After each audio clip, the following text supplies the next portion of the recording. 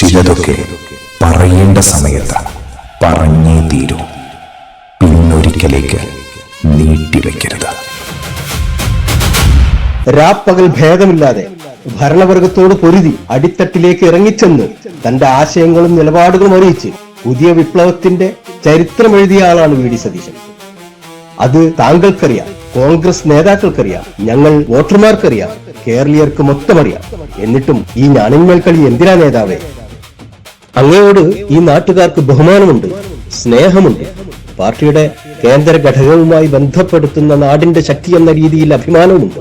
അതൊന്നും അങ്ങ് കളഞ്ഞു വിളിക്കരുത്. പൊന്നു നേതാവേ, അവനവനെ അർഹതയില്ലാത്തത് ആഗ്രഹിക്കരുത്, ചോദിച്ചു വാങ്ങരുത്. രണ്ട് തല്ലു വരാനാണ് പൂതി. പിന്നെ അത് എന്റെ സംസ്കാരമല്ലാത്തത് കൊണ്ട് പോണു.